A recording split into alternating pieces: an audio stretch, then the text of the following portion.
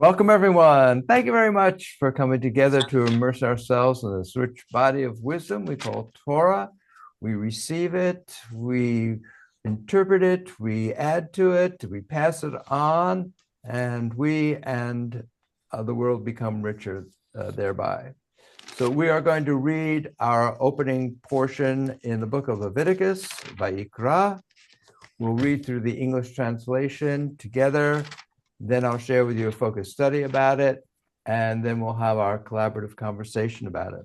If you'd like to, you can go ahead and unmute. At this point, we have the opportunity to say a blessing, giving thanks for this moment. Baruch atah Adonai Eloheinu melech haolam asher kishanu b'mitzvotav v'tzivanu la'asot divrei Torah. Amen. Thank you, God. Thank you, God, for the opportunity of immersing ourselves in words, deeds, and relationships of Torah. Once again, we're in Parshat Vayikra, the opening of the book of Leviticus. I'll share with you the opening verses, and then I'll invite others to have an opportunity to read as well. Adonai called to Moses and spoke to him from the tent of meeting, saying, "Speak to the Israelite people and say to them, when any of you presents an offering of cattle to Adonai, choose an offering from the herd or from the flock. If his offering is a burnt offering from the herd, he shall make his offering a male without blemish. He shall bring it to the entrance of the tent of meeting for acceptance in his behalf before Adonai. He shall lay his hand upon the head of the burnt offering, that it may be acceptable in his behalf in expiation for him. The bull shall be slaughtered before Adonai, and Aaron's sons, the priests, shall offer the blood, dashing the blood against all sides of the altar, which is at the entrance of the tent of meeting. The burnt offering shall be flayed and cut up into sections. The sons of Aaron, the priest, shall put fire on the altar and lay out wood upon the fire. And Aaron's sons, the priests, shall lay out the sections with the head and suet on the wood that is on the fire upon the altar. Its entrails and legs shall be washed with water, and the priest shall turn the whole into smoke on the altar as a burnt offering, an offering by fire of pleasing odor to Adonai." Joni, would you like to read a little bit at verse 10? Sure. Thank you, Rabbi. If his offering for a burnt offering is from the flock of sheep or of goats, he shall make his offering a male without blemish. It shall be slaughtered before the Lord on the north side of the altar. And Aaron's sons, the priests, shall dash its blood against all sides of the altar. When it has been cut up into the sections, the priest shall lay them out with the head and the suet on the wood that is on the fire upon the altar. The entrails and the legs shall be washed with water. The priest shall offer up and turn the whole into smoke on the altar. It is a burnt offering, an offering by fire of pleasing odor to the Lord. Why don't you go ahead and finish? If his offering to the Lord is a burnt offering of birds, he shall choose his offering from turtle doves or pigeons. The priest shall bring it to the altar, pinch off its head, and turn it into smoke on the altar, and its blood shall be drained out against the side of the altar. He shall remove its crop with its contents and cast it into the place of the ashes at the east side of the altar. The priest shall tear it up by the wings without severing it and turn it into smoke on the altar, upon the wood that is on the fire. It is a burnt offering, an offering by fire of pleasing odor to the Lord. Thank you. Sherry, would you like to continue? We're at the very start of chapter 2. Thank you, Rabbi. When a person presents an offering of meal to And the Sherry, Lord, we're not hearing you. I'm not sure. sorry. Let's see. Can you hear me now? I can hear you. Can you hear me okay? I can hear you. Okay, let's come back to you. We'll figure this out. Margot, would you like to read? We're at the very start of chapter 2. Sure. And then thank you. When a Oh, person, wait. I think we have a problem at our end. And our technician has just stepped away, so we're going to get that fixed real quick here.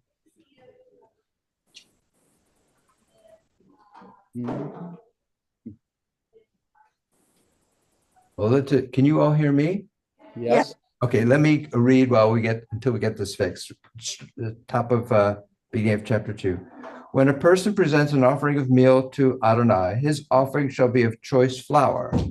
He shall pour oil upon it, lay frankincense on it, and present it to Aaron's sons, the priests.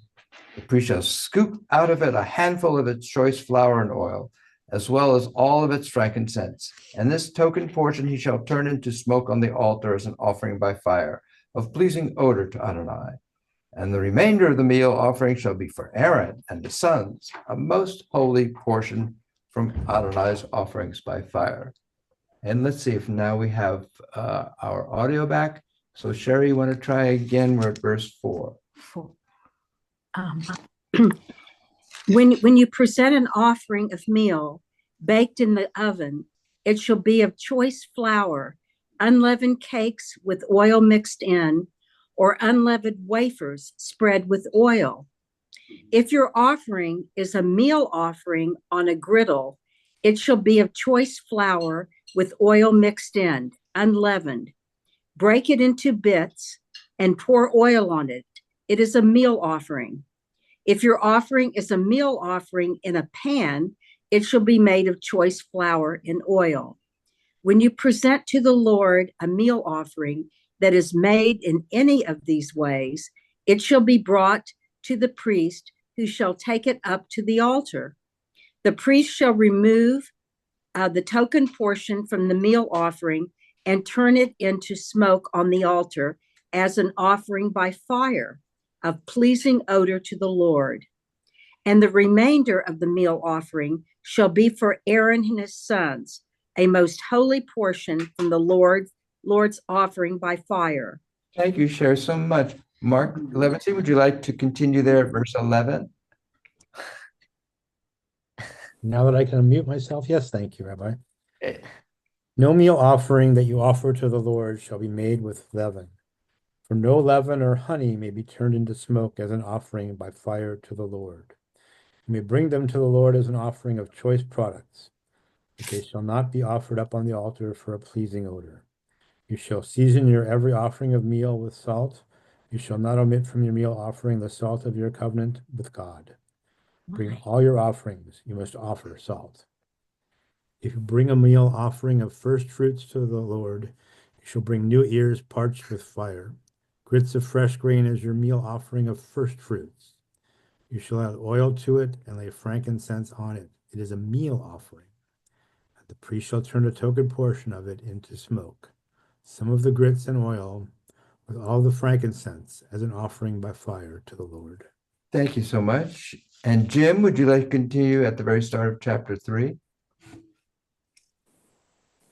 Thank you, Rabbi. If his offering is a sacrifice of well-being, if he offers of the herd, whether a male or a female, he shall bring before Adonai one without blemish. He shall lay his hand upon the head of his offering and slaughter it at the entrance of the tent of meeting.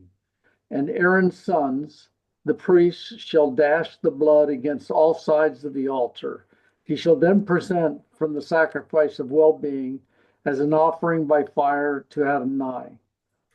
The fat that covers the entrails and all the fat that is about the entrails, the two kidneys and the fat that is on them, that is at the loins, and the protuberance on the liver, which he shall remove with the kidneys. Aaron's son shall turn these into smoke on the altar with the burnt offering which is upon the wood that is on the fire, as an offering by fire of pleasing odor to Adonai. And if his offering for sacrifice of well-being to Adonai is from the flock, whether a male or a female, he shall offer one without blemish. If he presents a sheep as his offering, he shall bring it before Adonai and lay his hand upon the head of his offering. It shall be slaughtered before the tent of meeting, and Aaron's sons shall dash its blood against all sides of the altar. He shall then present as an offering by fire to Adonai the fat from the sacrifice of well-being, the whole broad tail which shall be removed close to the backbone, the fat that covers the entrails, and all the fat that is about the entrails, the 2 kidneys and the fat that is on them, that is at the loins, and the protuberance on the liver, which he shall remove with the kidneys. The priest shall turn these into smoke on the altar as food, an offering by fire to Adonai. Thank you, Jim. And Margot, would you like to continue there at verse 12? And if his offering is a goat, he shall bring it before the Lord and lay his hand upon its head. It shall be slaughtered before the tent of meeting, and Aaron's sons shall dash its blood against all sides of the altar. He shall then present as his offering from it an offering by fire to the Lord, the fat that covers the entrails, and all the fat that is about the entrails, the 2 kidneys, and the fat that is and the fat that is on them, that is at the loins, and the protuberance on the liver, which shall be removed with the kidneys. The offerings, the priest shall turn these into smoke on the altar as food, an offering by fire of pleasing odor. All fat is the Lord's. It is the law for all time, throughout all ages, and all settlements. You must not eat any fat or any blood. Thank you, Margot. David and Susan, would you like to continue there at the very start of chapter 4? Thank you, Rabbi. And Hashem spoke to Moses, saying, Speak to the children of Israel, saying, a person who sins by mistake of any of Hashem's commandments that are not to be done, and does any one of them,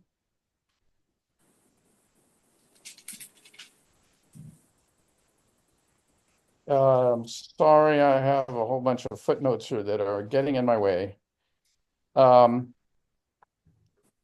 If the anointed priest will sin, seem to have missed a verse. If the anointed priest will sin, causing the people guilt, then he shall bring forward for his sin that he committed a bull of the cattle, unblemished, for Hashem as a sin offering.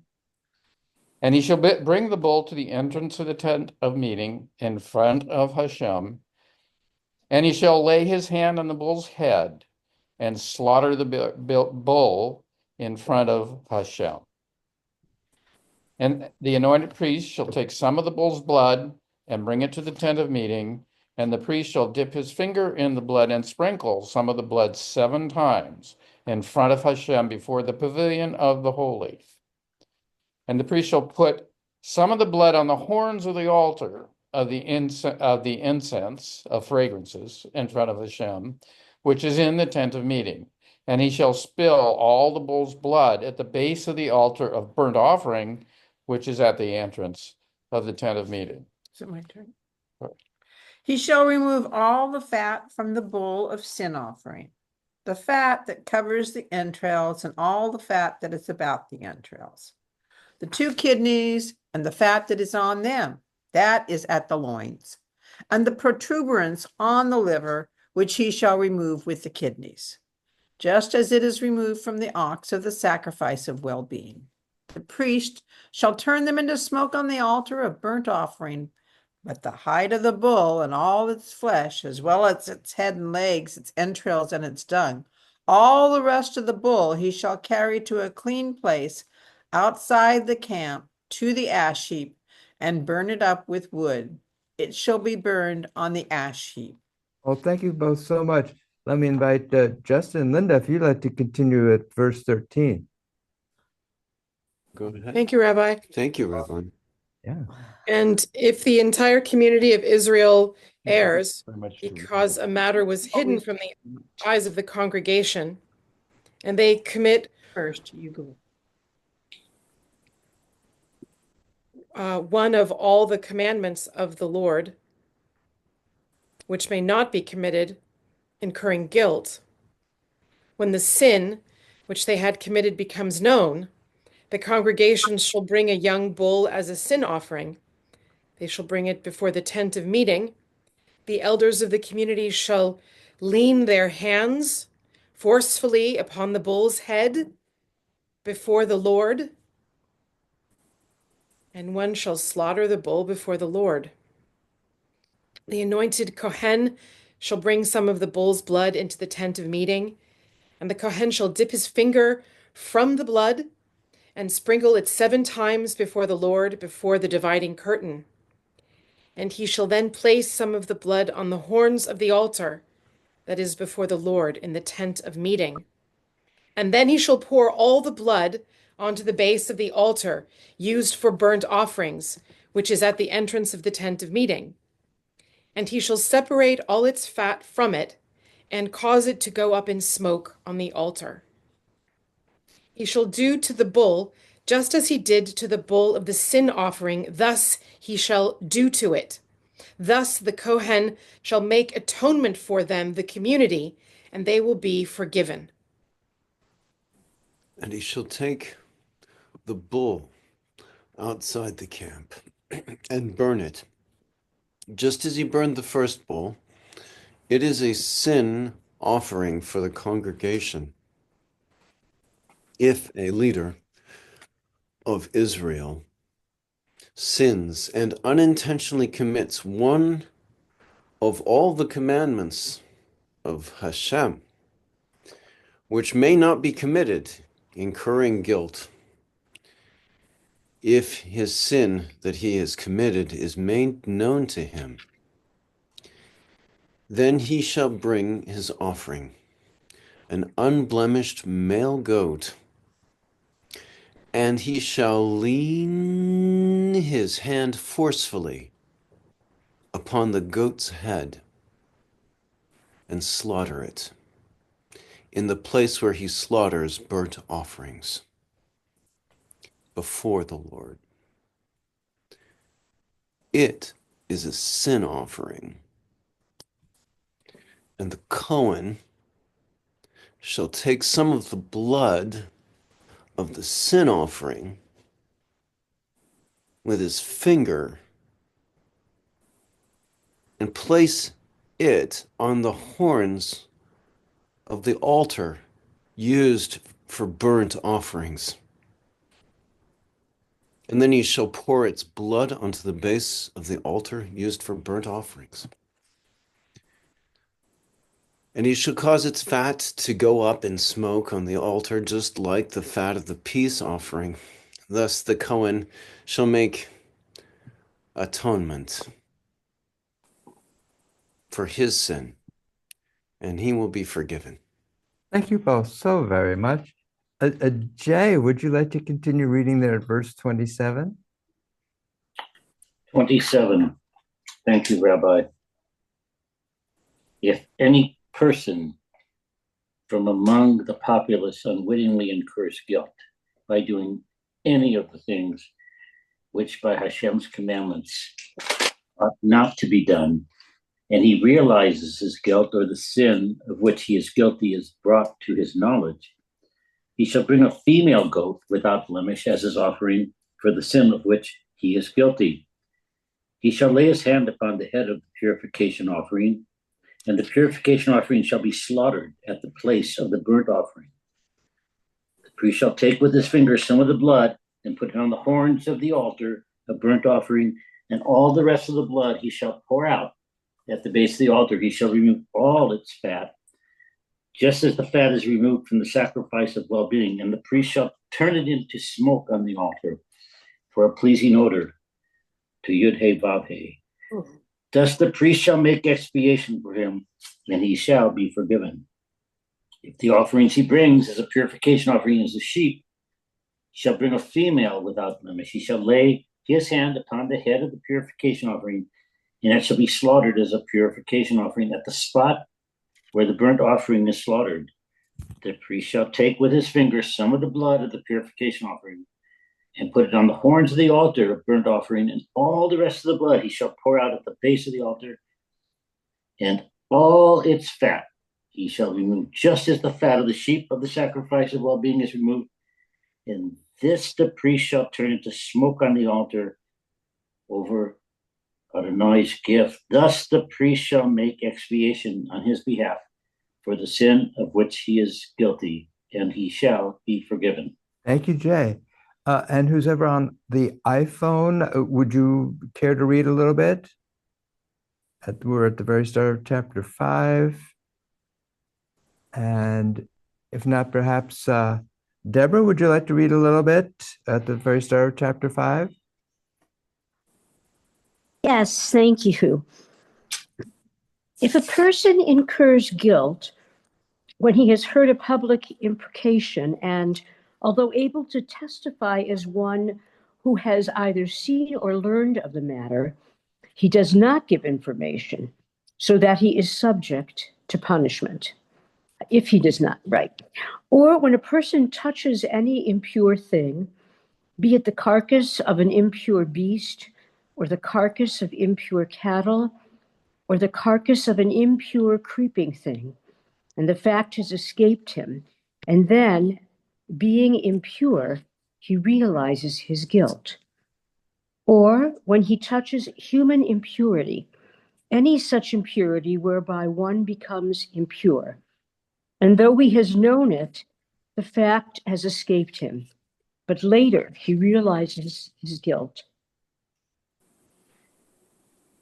Or when a person utters an oath to bad or good purpose, whatever a man may utter in an oath, and though he has known it, the fact has escaped him, but later he realizes his guilt in any of these matters. When he realizes his guilt in any of these matters, he shall confess that wherein he has sinned, and he shall bring as his penalty to Adonai for the sin of which he is guilty, a female from the flock, sheep or goat, as a purification offering, and the priest shall make expiation on his behalf for his sin. But if his means do not suffice for a sheep, he shall bring it to the Lord as his penalty for that of which he is guilty, 2 turtle doves or 2 pigeons, one for a purification offering and the other for a burnt offering. He shall bring them to the priest, who shall offer first the one for the purification offering, pinching its head at the nape without severing it. He shall sprinkle some of the blood of the purification offering on the side of the altar, and what remains of the blood shall be drained out at the base of the altar. It is a purification offering. And the second he shall prepare as a burnt offering according to regulation. Thus the priest shall make expiation on his behalf for the sin of which he is guilty, and he shall be forgiven. Thank you, Deborah. Margot, would you like to read? We're now at verse 11. And if his means do not suffice for 2 turtle doves or 2 pigeons, he shall bring as his offering for that which he is guilty a tenth of an ephah of choice flour for a sin offering. He shall not add oil to it or lay frankincense on it, for it is a sin offering. He shall bring it to the priest, and the priest shall scoop out a handful of the token portion of it and turn it into smoke on the altar with the Lord's offering by the fire. It is a sin offering. Thus the priest shall make expiation on his behalf for whichever of these sins he is guilty, and he shall be forgiven. It shall belong to the priest like the meal offering. Thank you, Margot. And Stephen Sherry, would you like to continue? We're at verse 14.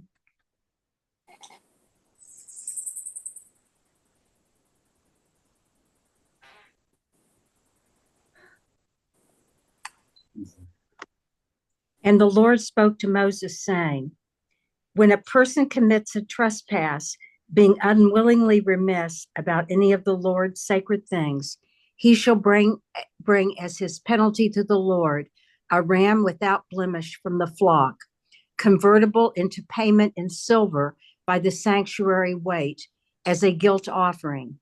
He shall make restitution for that wherein he was remiss about the sacred things, and he shall add a fifth part to it and give it to the priest. The priest shall make expiation on his behalf with the ram of the guilt offering, and he shall be forgiven. And when a person, without knowing it, sins in regard to any of the Lord's commandments about things not to be done, and then realizes his guilt, he shall be subject to punishment. He shall bring to the priest a ram without blemish from the flock, or from the equivalent, as a guilt offering. The priest shall make expiation on his behalf for the error that he committed unwittingly, and he shall be forgiven. It is a guilt offering. He has incurred guilt before the Lord. The Lord spoke to Moses, saying, when a person sins and commits a trespass against the Lord by dealing deceitfully with his fellow in the matter of a deposit or a pledge, or through robbery, or by defrauding his fellow, or by finding something lost and lying about it, if he swears falsely regarding any one of the various things that one may do and sin thereby, when one has thus sinned and realizing his guilt, would restore that which he got through robbery or fraud, or the deposit that was entrusted to him, or the lost thing that he found, or anything else about which he swore falsely, he shall repay the principal amount and add a fifth part to it. He shall pay it to the owner when he realizes his guilt. Then he shall bring to the priest, as his penalty to the Lord, a ram without blemish from the flock, or the equivalent, as a guilt offering. The priest shall make expiation on his behalf before the Lord, and he shall be forgiven whatever may have done to draw blame thereby. Thank you, Rabbi. Thank you. Thank you so much, everyone. That's our entire Torah portion of this week. I'd like to share with you a little bit of focus study about it. If you have a copy of the study sheet, I invite you to take it out at this time. And I'd just like to start off by saying, every year when I cross over from the book of Exodus into the book of Leviticus, I feel as if I'm experiencing some kind of culture shock, because the realm that the book of Exodus constitutes feels to me so different from the realm that the book of Leviticus expresses and creates. I mean, in the book of Exodus, we have this almost cinematic quality of drama that's happening. The confrontation between Moses and Pharaoh, and the plagues that happen, and the crossing of the Sea of Reeds, and the encounter of manna and quail in the wilderness, and all the disgruntlement and the spirit of the Israelites of hope, and then the crashing down of despair at different times, and of course the scene at Mount Sinai with the stirring of nature itself, and the thunder and the lightning and the smoke and the presence of God that occurs there at Mount Sinai. So much drama, and there's so much, one can sense the upheaval and the highs and the lows that the Israelites are experiencing throughout that entire book. And not only that, but there are these moments when the Israelites are given the opportunity to participate in the full administration of justice in the book of Exodus. And then there's that scene where 70 people are experiencing prophecy. And first Joshua is concerned that they are overstepping their bounds, and they are presuming to do something that should only be done by Moses. And Moses says, no, this is good. I wish everyone could have that sense of prophecy. So this full participation that's happening among the Israelites in their religious and their spiritual and their administrative life. And then we cross over into the book of Leviticus, And it all seems to come to a crashing halt. First of all, there's virtually no narrative in the book of Leviticus. There are really only two narrative stories in the book of Leviticus, and both of those stories, as we'll see, have to do with tales about what happens if you misstep, if you violate a provision from God. And there's no motion. The sense of movement, that nomadic movement that we've been experiencing in the book of Exodus, comes to an absolute halt here. And instead of the narrative and the storytelling and the richness and the drama that we saw in Exodus, what we encounter in Leviticus are these protocols and these rules and these lists about what you can eat and what you can't eat and how to offer up these sacrifices. And all of it is focused basically on one tribe, and within one tribe, one family. Gone is that sense of full participation in religious and administrative and civic life. And it's all being focused on a very small sector within the Israelite nation. So I experienced a sense of disruption, the sense of I've been so enthralled and excited and carried along with the drama of Exodus, and then it just comes to like this litany of protocols and rules and procedures, most of which are to be formed by a very small group, one family within this tribe of what we're told is 600,000 people.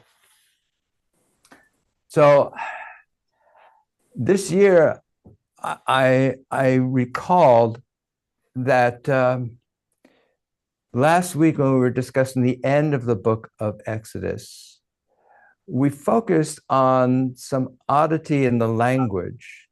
And well, the oddity in the language is actually teased out by some of the earliest rabbis who, when they were looking at this anointment of the Mishkan, there's the scene of the cloud covering the Mishkan.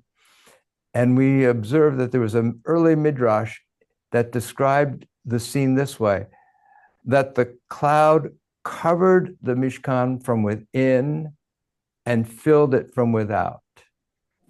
And we looked at that and we thought, oh, what are the early rabbis there seeing that they would use such paradoxical language? The notion that something would cover something from within and fill it from without. It didn't seem to make any sense. It didn't bear logic. And so that led us into having this discussion about the poetic dimension that is hidden, if you will, within the literal language that we read off of the page.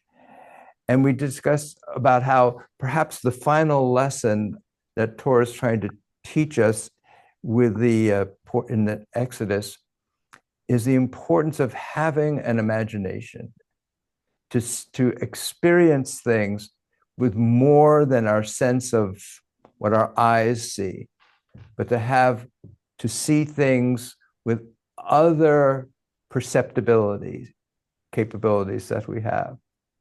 So I bring that to this encounter with the book of Leviticus. And so I'm opening myself up to thinking, well, maybe Vayikra isn't what it seems to be at first glance.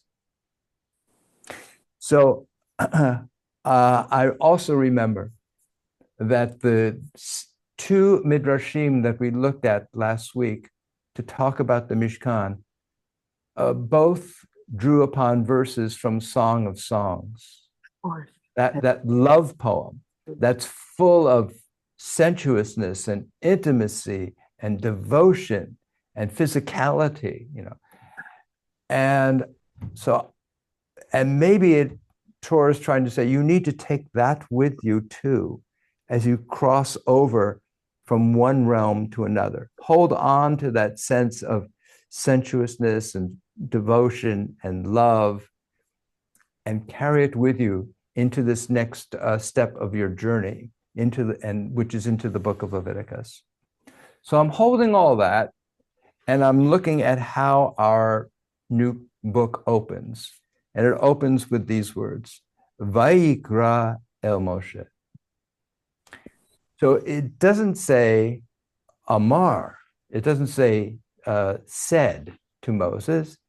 It's Vayikra, the kara, that verb there in Hebrew is a calling.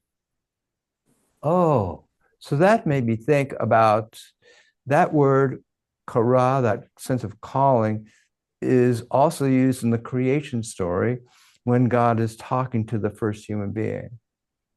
So now when I read it, I'm thinking kara, the love, the intimacy. Maybe there is a way in which this isn't a cut and dried recipe for how to carve up animals. Maybe there's some other message in here. And that's when I kind of stumbled upon this interesting notion that there are two basic words that are used for God in Hebrew, one Adonai, one Elohim. And the word Elohim is usually associated with that aspect of the divine that is distant, that engages in act of judgment and justice. And the word Adonai is usually associated in our tradition with a more intimate, a closeness, a sense of love. And so I stumbled upon this bit of research that in the entire book of Leviticus, the word Elohim only appears 5 times, and never in connection with the people of Israel. It's in connection with other nations. And the word Adonai, however, appears 209 times in the book of Vayikra. So now I'm reading it very differently. Now I'm reading it as not a series of legalistic, ritualistic protocols and procedures for how to perform these sacrifices, but somehow buried in here is a message about love and closeness. Okay. This notion about how to read something that doesn't tie us into the literal notion of what we're seeing on the page, but to somehow read beyond it and read deeper is, I find, compelling. So I thought of an art piece for this week to try and help me go deeper and go beyond what my eyes see, to go beyond what seems to be the apparent meaning of what I've encountered. And so I went to the artist Kazimir Malevich. He's a fascinating character who was born in Kiev in the end of the 19th century. And he's an interesting character because usually when we think about purely abstract art, usually we think about Jackson Pollock, de Kooning, Mark Rothko, all these artists in the mid 20th century who abandoned figurative representational painting and painted purely abstract art. But really, the first person who really engaged in thoroughly abstract art was Kazimir Malevich. Kazimir Malevich, he is first, when he starts studying art in the early 20th century, he becomes enwrapped with all the modern movements of Impressionism and Post-Impressionism and Cubism. And he's doing this as World War I is unfolding, he himself is drafted and serves in the Russian army. And he's, of course, horrified by what he sees and what he experiences. And then, in addition to World War I, there is this stirring that is occurring within Russia for an overturning of the old order. And he hears from within that movement promises of freedom and promises of doing away with the old guard, with all the aristocracy, with all the nobility, with all the landlords that held people in states of peasantry. And so he embraces that as well. And for him, the notion of going beyond what our eyes see and is a way, as an act of liberation. And he critiques representational art as a form of social control. He says, those who promote representational art are trying to present reality as it is, which is a form of control. And what we need to do is free ourselves from that so that we can imagine something beyond what currently exists. So that's when he engages in this act of pure abstract art. And he calls this particular approach suprematism. And by suprematism, what he means is it's not the object that's the most important thing in life, it's one's feeling about what one encounters. And so what is supreme are our experiences and our feelings and our emotions as we encounter the phenomena that we do in the world. So if you have the stage, I invite you to turn it over. I have some quotes here from Malevich. Suprematism is the rediscovery of pure art, which in the course of time had become obscured by the accumulation of things. The artist's goal is to achieve a blissful sense of liberating non-objectivity. This is on our painting. This is on the front, a painting he did in 1915 called Painterly Realism of a Boy with a Knapsack, Color Masses in the Fourth Dimension. And one looks at it and says, well, where's the boy? Where's the knapsack? And it's not there. But he calls it yet painterly realism because he says the kind of realism that we're being asked to adhere to is a false one. It's a realism that limits us to only that which our eyes see. And he wants to inspire us a different kind of realism, a realism that's based upon our own thoughts, our own imaginations, our own feelings about things, which he feels if we can free ourselves of being tied to the object, we can elevate ourselves to a higher, both spiritual sense and a higher sense in his idea of a way of living, a political system.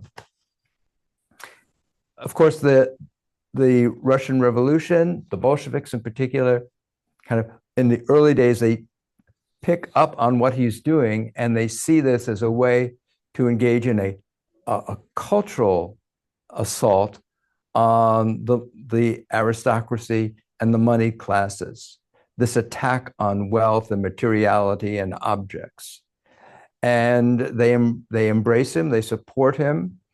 He's appointed to a number of positions of significance within the cultural realm during the Russian Revolution. In fact, at one point, he goes to Vitebsk, which is the home village for Marc Chagall, and he, in a sense, displaces Marc Chagall as the leader of the art world within that community, because Malevich is presenting, in a sense, a much more radical version of art than Marc Chagall was, who's steeped in a sense of sentimentality and kind of fantasy, but still with all these figures. And Malevich is presenting a entirely radical and revolutionary different kind of perception of reality that has no recognizable figures in it. So in these early days, he is part of this revolution. He's the cultural part of the revolution that the Bolsheviks are waging. Very soon thereafter, by the early 20s, he is now being displaced by aspects within the Russian Revolution, which are now displacing his non-objectivity with socialist realism. They want to use art to promote a certain reality. They want to use art to promote the successes of the Russian Revolution. They don't want to encourage people to just have flights of imagination. That becomes dangerous to the state. So eventually, in 1930, he's arrested and he's questioned about his political ideology. He's banned from being able to teach in any of the state schools and to exhibit. And in 1932, there is a major exhibition held by the Russian government to celebrate the anniversary, the 15th anniversary of the Bolshevik Revolution. And Malevich's artwork is displayed. But next to every painting is a label saying this is degenerate art. It's anti-Soviet art. And his art is eventually consigned to basements in museums in Russia. And he dies of cancer in 1935. And it's not till 1988 under Gorbachev that his artwork is once again brought out from these basements and shown publicly again for the first time in over 50 years. So that is his personal story. But what he introduces to us in this revolutionary new kind of art, this non-objective art, is the notion of looking beyond what the eye sees. And here's his final quote on this page. No more likenesses of reality, no idealistic images, nothing but a desert. And when I read that, I thought, well, that's what Exodus has been all about, the desert. And it's within the desert that the Israelites have had this expansive experience about what's possible. No longer a slave am I. Now I am free. And they are experiencing at Mount Sinai that freedom is not just about being released from containment. Freedom, what freedom really is about, is the opportunity to be responsible for yourself and for your community, for your nation. That's what freedom is about. And so as I'm pulling all that together, I'm thinking about this verse from Isaiah that's about the angels. And it's a verse that we recite in our daily prayer, the Kedusha. Kadosh, Kadosh, Kadosh, Adonai Tzevaot Melocha Aretz. Holy, holy, holy is a source of all life. God, presence fills the whole earth. And when we do that, we stand up on our tippy toes. Kadosh, Kadosh, Kadosh. Why? Because the verse says, it's talking about angels. And one, meaning an angel, would call, kara, to another angel. Holy, holy, holy. Adonai of hosts, presence fills the whole earth. So when we say that, Kadosh, Kadosh, Kadosh, we go up on our tiptoes because we are striving to express our angel nature. And that is what Malevich is talking about, to burst the bonds of this objective reality and to reach and access something that our eyes can't see, and yet our imagination tells us is there, a world beyond the material. And that's what and then as soon as we say that, our heels come back down onto the ground. Why? Because the Jewish mission is not to ascend to heaven and stay there. The Jewish mission is to experience what's possible beyond what currently exists and then come back down to earth and make it so here. So I'm now reading Vayikra very differently. I'm now reading it as carry with you the drama and the movement that Exodus represented, and then create for yourselves some kind of ritualized way of reminding yourself why you're here. Now, we read this and we may say, oh, I'm so glad we don't have to butcher sheep and oxen and birds, and I'm so glad we don't have to do that. And, and then I imagine an ancient Israelite saying to me, we were surrounded by all these people, and you know what they did? They had human sacrifice, and we said none of that. So we tried to figure out what could we do that would distinguish us, and that would still be an act of giving up of something precious. And okay, we'll do animals. Okay. And then we said, well, we do words. We have prayer. Why didn't you think of that? That they don't have to kill any animals. And then I imagine someone 100, 200, 500, 1,000 years from now saying, words? You said words? That was your way of making contact with the divine? Words that are these defined symbols? Why didn't you just engage in some form of cognitive reverberation within your brains? That's what we do. We just cause our cortex to start spinning and humming, and that gets us in touch with the source of all life. And we thought, oh, we didn't know anything about that. Okay, so I try to read Leviticus now with both a sense of there's something more here than what's on the page, and with also a sense of humility for the people who came up with this notion that this is the way to get in closer to God, because maybe we're not doing it the ultimate way either. But we do the best we can. And we call out to one another, hey, let's get up on our toes and see and remind ourselves that there's something more than the footsteps that we've been treading. There's some other dimension. Let's go through a physical exercise of reminding ourselves there's some dimension beyond the one that we're walking in right now. And then let's come back down and see if we can't make it so here.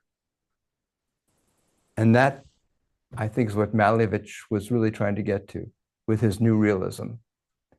It's a new realism of going beyond what currently exists, and it's all based upon love, which is what Vayikra, I think, ultimately is about.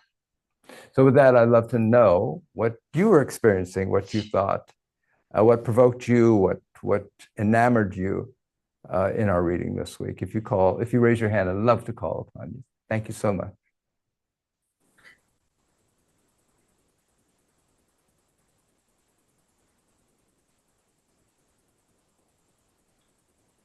Yeah, Joni.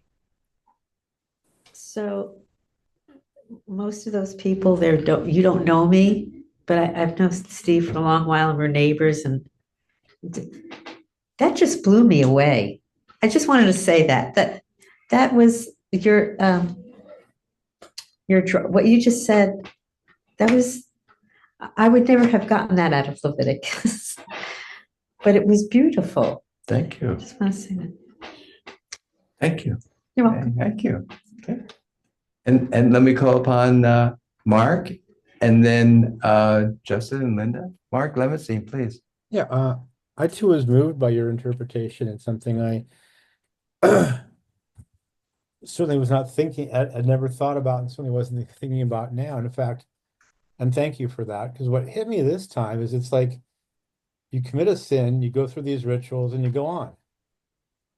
You don't have to say you're sorry. You don't have to say, believe you're not going to do it again. It's not apparent in what's written. I think we can put that between the lines, but I could see how people could interpret it otherwise. It was kind of pay to play. And I found that disturbing. Yeah. And it never struck me that way before.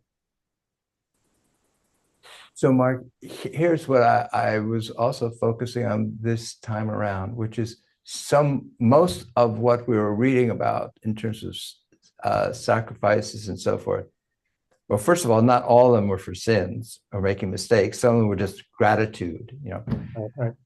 But those that were for a transgression of some kind, most of them were for like, oops, I didn't mean to do that. I didn't know I was doing something wrong. Mm-hmm. And so the notion that we can have a restoration back on a correct path for doing something that was not an intentional commission of doing something wrong is kind of fascinating. Yeah.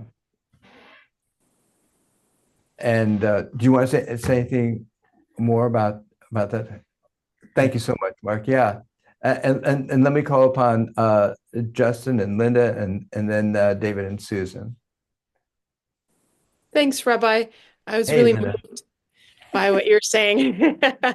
And I too never would have imagined that even you could turn this around to love. But you did it again. That's 2 weeks in a row. But I was really struck, sort of, I guess something I'm dealing with is like the horrors in the Torah. Um, a very good friend of mine calls it a theater of cruelty, right? It's just so unbelievable, the bloodshed that we've experienced in the 600,000, and suddenly 30,000 are gone because of, I don't know, they didn't do it right. So this is all about get it right somehow. But I'm upset and I'm hurt. And I think it's maybe a little bit immature and babyish to feel that way, but I have to sort of sit with it right now.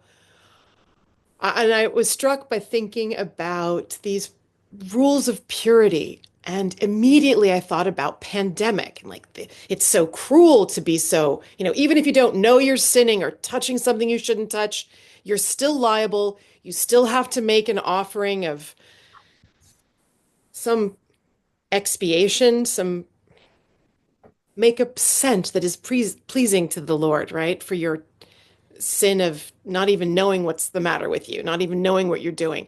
And then I was thinking how hard it is to be a Jew and things we can't do and we can't even consider it. We can't even just say we just greet everyone and respect everyone and love them all and welcome all the people. We have to be so discerning and well, no, we can't do this and we can't do that. We have to do it just like this.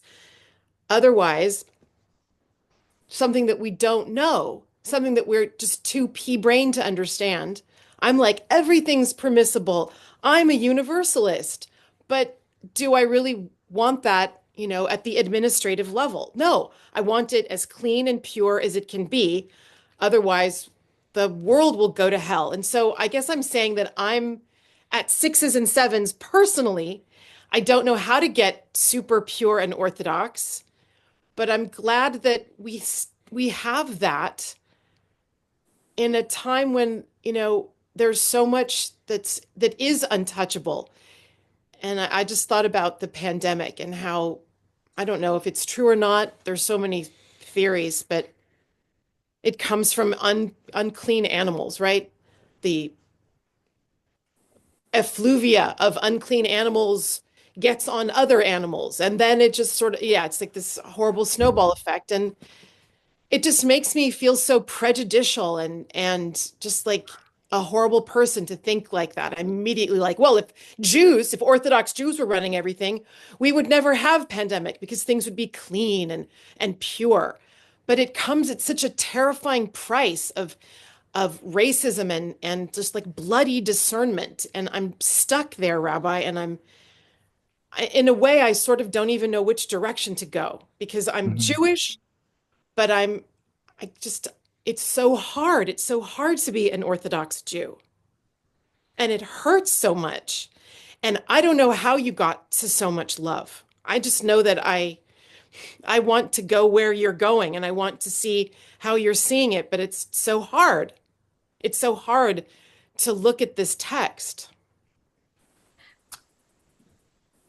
Linda, thanks so much. What a gift to just open yourself up like that. I'm going to treasure this very much.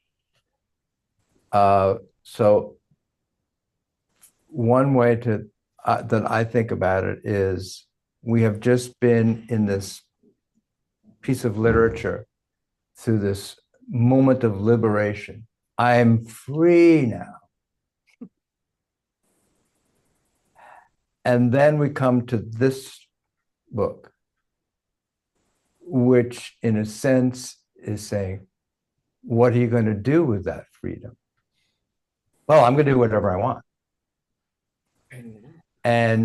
And so this voice is now saying, is that really being free to do whatever you want? Is that what freedom means to you? And so maybe rather than looking at the details of what's happening here on this canvas, I'm trying to listen to the voice behind what's painting this particular picture. And that voice is trying to say, how can I create on paper with these symbols called words, this sense that the release from constraint, Mitzrayim, is not about the opportunity to do whatever you want. It's the opportunity to live a healthy, fulfilling life. And the way to do that is to have a sense of boundaries and discipline and distinction and differentiation. And did I paint on this canvas an image that made you think that I don't like other people? Oh no, that's not what I meant. I just meant that it's important that not to have us understand that not everything is permitted. That's not what it means to be free. That's what it means to die. Everything is permitted. That's a death sentence. That's destruction. So, wow, maybe I'm not getting this right in the way I'm painting this picture here. I'll try and do better the next time. So I try to have a sense of compassion and humility for the artists who are trying to take all these feelings and notions and oh my gosh, I painted this picture 2,500 years ago.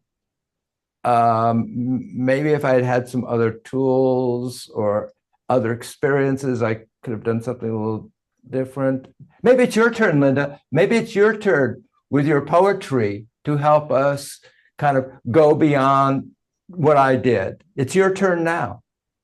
It's your turn. Help me carry on. You know what we're trying to do, right? You know that we're trying to, you understand this, that we're trying to create a sense in which we're in this world and we're not in this world.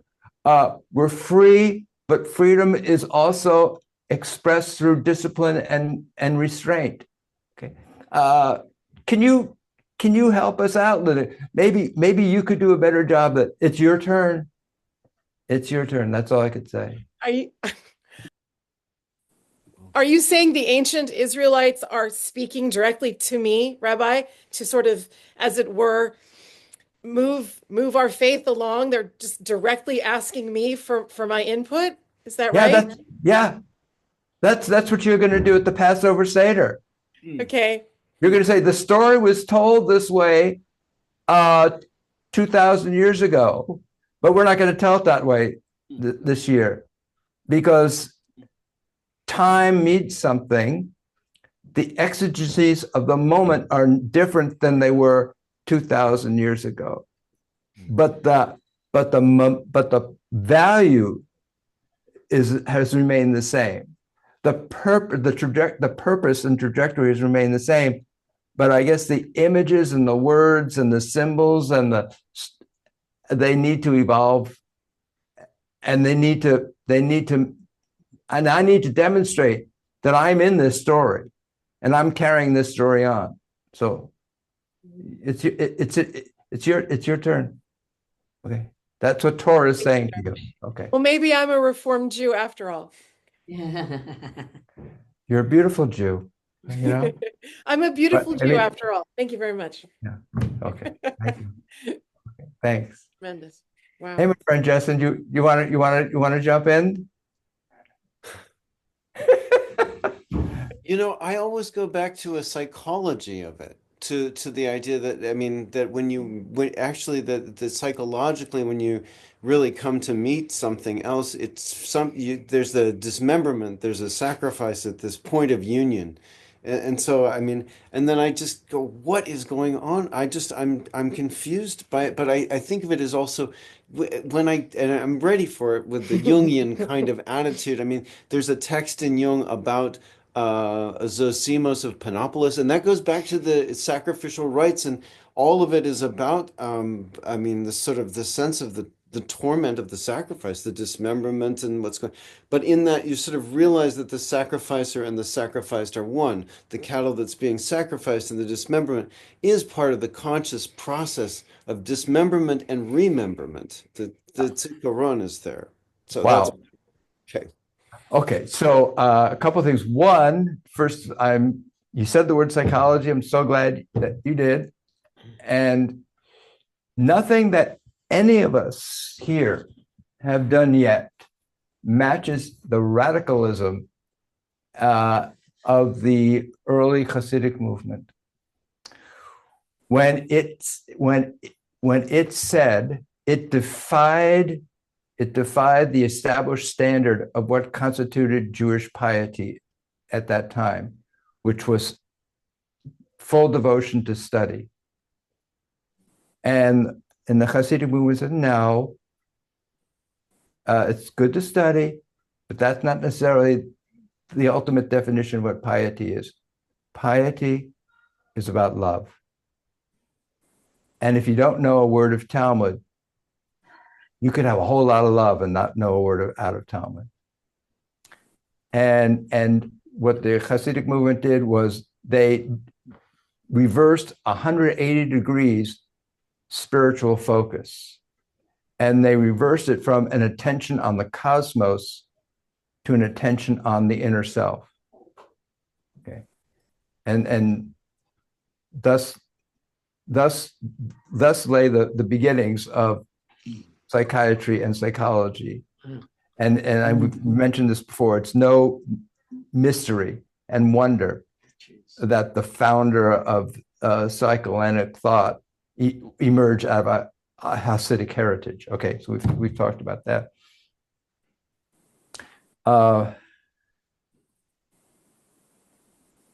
Okay, that's and I know one more thing, which is the founder of Chabad Judaism, the Alter Rebbe. He said, when you see this thing, when you read these words about putting an animal on the altar and burning it up and everything, well, I don't know. He says, what it's really talking about is burning up the beast within you. Wow. And so there's this song that Johnny Cash's son-in-law wrote, "The Beast Within." He says, And Johnny, when you hear Johnny Cash sing it, you know what he's talking about. He's singing about his own personal life, his alcoholism, and his addictions, and what he was struggling with, and the beast within. And the Alter Rebbe says that's what this is really all about. What's really going on here is we all carry a beast within us. And a spiritual practice is oriented towards sublimating, burning up, rendering immaterial and insignificant that beast within, and making it become something that you send upwards for a higher purpose.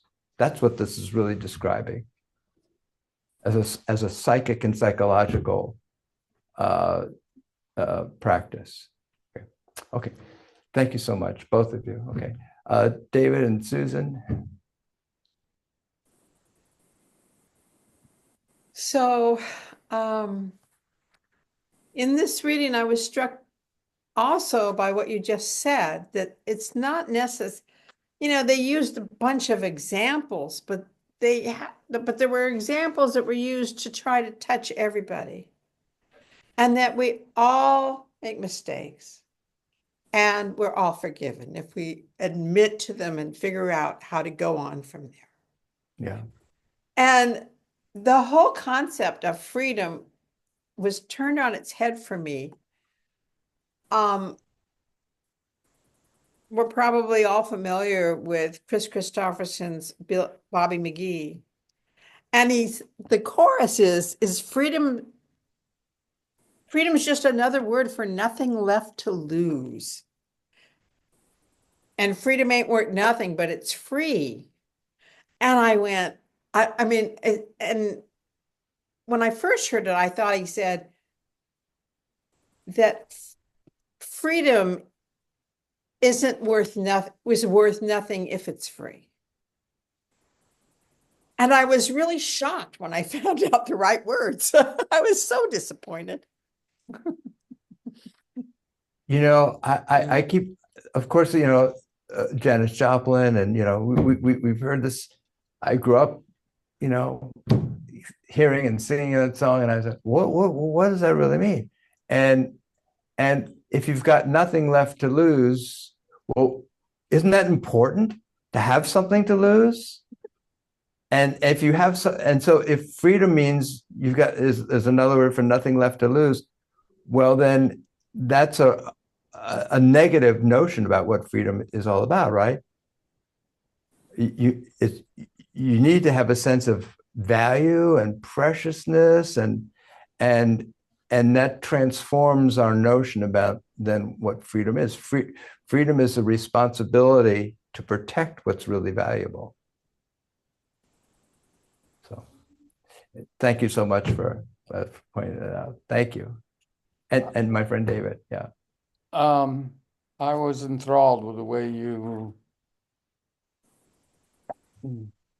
pulled the entrails out from under this transition from Exodus to Vayikra, beginning with a calling, the personalness of a calling, and the intimacy, and the and then the whole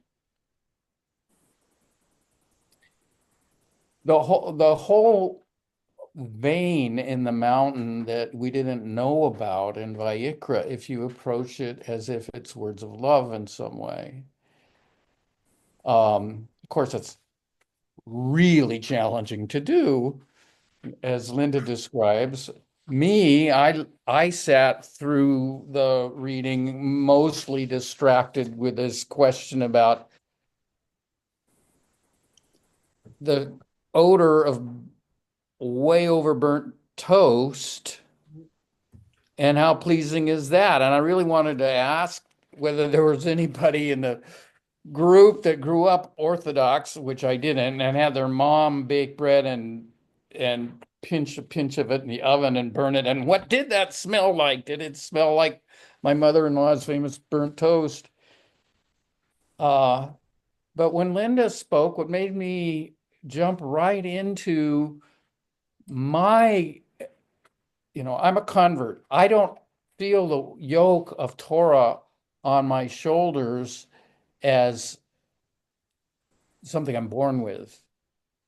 It'd be easy for me to shed this and say, oh, I'm going to be a Zen Buddhist again. I don't feel a born obligation to be a good Jew. I feel one I signed up for. But one of the two main things that I love about Judaism is that Torah study, and to an extent Talmud study, is the study of a book of horrors. And I find I notice the little top noticer in my head that looks at me and sees what I'm doing and thinks he's super above everything, notices that when I am horrified by the Torah, I am more fully engaged with the voice and the back and forth and the thing that's happening in between us than I am almost any other time. It's like a gift. And the other thing about it is it's a koan, and Zen Buddhism has this thing called koans. The idea of koans is to break your brain, make your thought processes, that little guy up there seeing everything, go away. And they do that by forcing you to put together two ideas, two things, two pictures, two ways of looking at things that are utterly contradictory, and yet you're really emotionally committed to them until your thinking process doesn't work, because it's a contradiction and it's really important, end of the world important, and your brain jumps into a different way of working.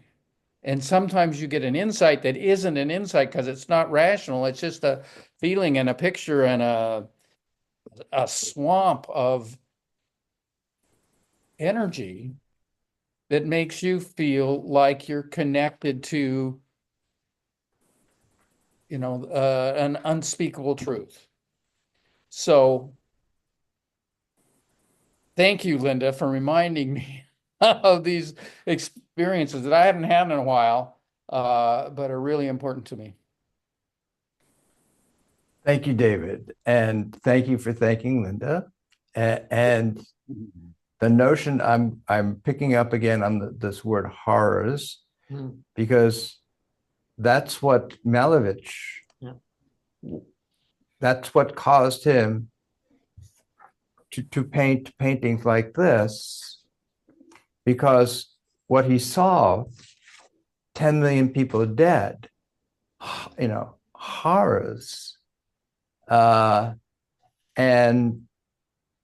so for him, this notion about detaching, decoupling oneself from a world that would produce that level of bestiality and murderousness. And the sad story, of course, is that in his own personal life, his doing that then opened up the gates for another system of bestiality and murderousness to come crashing down upon him and contain him. So I want to just, what you also inspired me to think about is what this tradition offers us is a reminder of going beyond the literal and a recognition of the multidimensional aspect of existence, and that's why Torah itself kind of bounces around with these different voices, and the academic people within our community, want to, oh, well, this one was written by this group of people, and this one was written by this group of people.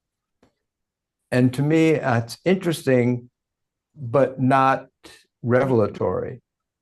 What's revelatory is to acknowledge that there is a singularity that has multiple voices. Richard Elliott Friedman said all these different authors that we've identified, and he's like the leading sage of the documentary hypothesis, have created, and the redactor, et cetera, put it all together, have created an amazing piece of art that transcends anything that anybody was trying to do, because all the amazing stuff has to do with the interplay between these people that didn't even know they're going to be talking to each other. And so the poetic part of all this is now saying there is a singularity that has multiple voices. It is not that multiple voices are creating. It is and that's the notion of what God is. God, that source of all life, is not a singularity. It is a multipleness. Okay. And so that allows us to have greater compassion and tolerance, and encourages our tradition, which is an interpretive tradition, rather than a creedal-oriented tradition, saying that there's only one way of understanding things. So here's one insight I just recently had, which is we have the word olam, Adon olam, right? And then we have the notion tikkun olam. So usually that word olam gets translated as world. Adon olam, master of the world. Tikkun olam, repair the world. But the word in Hebrew, olam, is from the verb alam, which means to conceal. So really, when we talk about the world, we're talking about something that is hidden. So in personal prayer, a lot of times people will use the formulation Rabbono Shel Olam, which often gets translated as master of the universe, master of the world.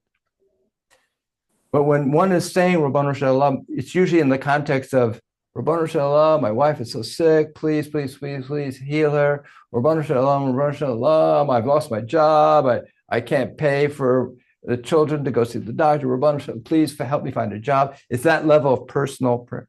So if we understand that Olam really is talking about hiddenness, then when we say Rabbono Shel Olam, really what we're saying is master of the hidden, master of mystery, master of the, and what we're asking in that sense is we're saying this, we're saying, dear source of everything, master of mystery, I am caught up in the apparency of life. I'm caught up in the material oppression of life. Please share with me a sense of your mystery and hiddenness, because I know that's what will be healing for me. If you can share with me the notion that there's more to this than what I'm seeing and experiencing, that in itself can be a source of healing. So thank you, Dave. Thank you for that. Sherry and Steve, yeah. First of all, thank you. And thank you to all of you who contributed. This was just a very thought-provoking and a lot to think about for a long time. And I keep thinking about freedom, and I keep thinking about love, and I keep thinking about where we're headed as a country towards an autocracy, unless something intervenes. I just see that this is where we're headed. And I have this enormous fear of losing my freedom, the freedom I have to just be in the world. And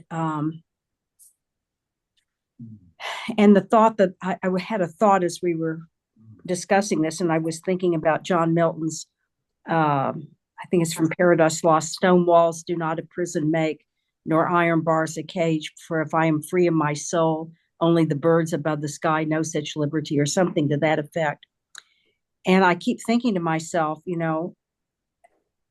if something is not stopped, I mean, we're going to be headed in this direction. And I'm trying to think how I'm going to live my life and feel freedom, and will not feel like I'm stifled, that I'll still, regardless of what happens, nationally, internationally, that I'll somehow manage. And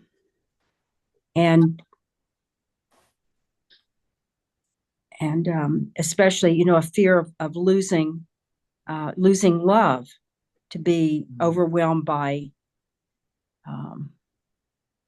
events, by anger, by whatever. And I'm afraid of losing that love. So first of all, Sherry, you look at the faces that are on display just on this Zoom tonight. All these people love you, and love is right there. Okay, and they're right there. The other thing is, you maybe think about the Garden of Eden, and in some traditions, Eden was paradise, but not in the Jewish tradition. It wasn't a paradise. Milton has a poem, right, that describes about the fall from paradise, right? The Jewish notion is not that it was a descent, that it was a vertical drop. It was a horizontal movement. And the notion about you're going to feel pain when you give birth, you're going to have to toil instead of just lying there in the grass and letting grapes drop into your mouth. That's not paradise. Paradise is being given the opportunity to discover your essence and your responsibility, and to make your life mean something, to have a meaningful life. And you have a meaningful life only because there's pressure up against you that you need to overcome. And so that is, so one way to look upon whatever stress, pressures, and opposition that you're facing is to say, this is what gives me the opportunity to be the human being that God made me to be. Not just lying on the grass and letting the grapes fall into my mouth. Now I can express the uniqueness that God gave me. That's why I'm here. Okay. So I'm here, and I've got a practice that allows me to go up on my toes and to realize there's more dimensions than that which my eyes see. And I draw insight and peace and comfort from that. And I'm going up on my toes and calling out to all the other angels around me. Hey, holy, holy, holy, let's fill up this with God's presence. And so I just want to cohere this moment by saying there is an intellectual way of approaching this material that we call Torah, and that's interesting. But profoundly transformative is to do it the way we've been doing it, which is to discover one another, and to discover one another and the depth that we all carry with us And then we look back at the text and say, oh my, I guess that's true of this text as well. There are depths to it that I have yet to know. After 70 years of studying this material, there's more depths to it than I had known before. Isn't that fascinating? What a wonder. And oh, maybe that's true of the person I'm looking at right now, Sherry, that there are depths to you that I've yet to uncover. Isn't that fascinating? What a wonder. This is going to be really interesting. And I'm going to be transformed as a result of our encounters. And that's what love is about. So let's love one another. I love you, Rabbi, because you bring us together for us to express feelings. I love you all. I love you all. And let's take care of one another and all those within our embrace and make the world a better place. God bless you all. Look forward to our next. Thank you so much. Thank you so much. Thank so you. Rich. Thank you. I have to give Sherry his words of wisdom.